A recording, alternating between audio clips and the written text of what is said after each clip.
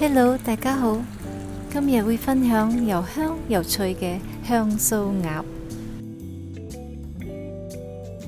喺街市買咗半隻鴨返嚟，首先裏裏外外都要洗乾淨，譬如挖走啲污糟嘢，如果睇到個皮有毛嘅話，都要掹走佢。鴨面嘅部位我會處理咗佢，因為佢有一陣酥味，而鴨腳我亦都會剪走埋。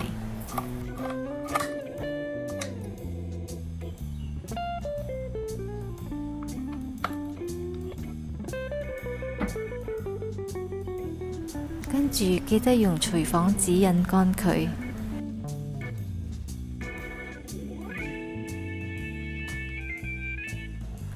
切啲薑片同埋葱段，用佢嚟捽喺鴨嘅身上，會辟走啲鴨酥味。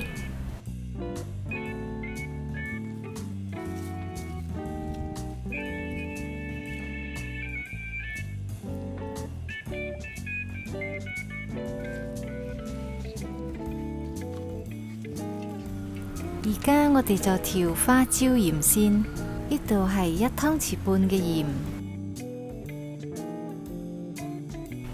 用細火慢慢炒佢，炒到你睇到微微嘅黃色就 OK 㗎喇。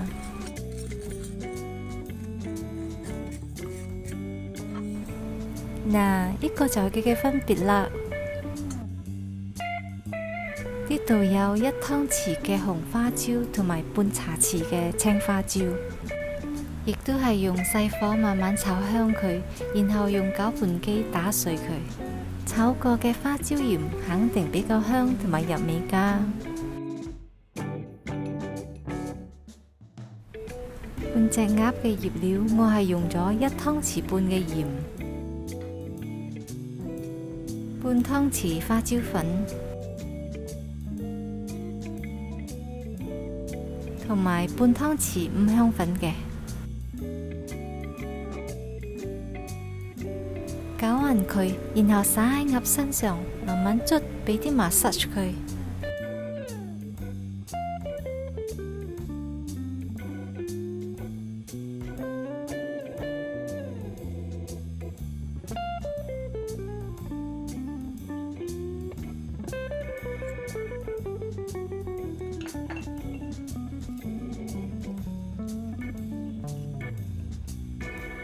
最後再灑1湯匙嘅紹興酒，增加佢嘅香味。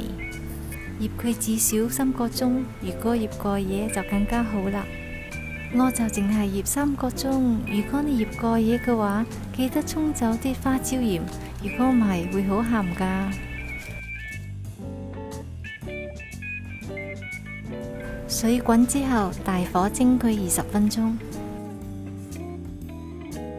蒸緊嘅同時，我哋而家就去調佢嘅粉漿，用2杯嘅麵粉同埋1杯嘅薯粉，放啲水慢慢攪勻佢。麵粉同埋薯粉嘅比例會係2:1。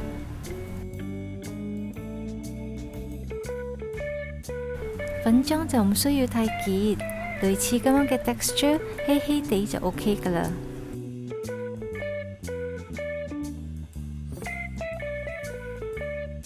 然後我哋均勻咁樣掃喺鴨嘅兩面，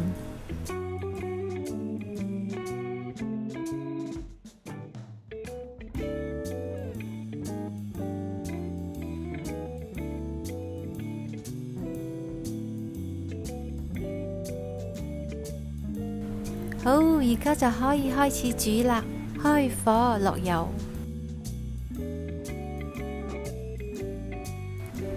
油溫係用中火，大概160度，然後放隻鴨落去，慢慢炸佢。炸隻鴨嘅時候，俾啲耐性慢慢炸。要反唔同嘅面，確保每一個部分都炸到金黃色。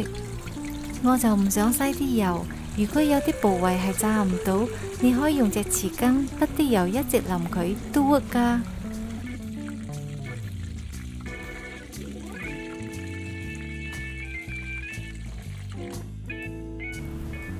睇，炸得幾靚，哇，真係好香啊！呢道餸唔難煮，上枱又得睇，不妨試下。如果鍾意我今日嘅分享，記得幫我分享、留言、點讚、訂閱。我們下期再見，拜拜。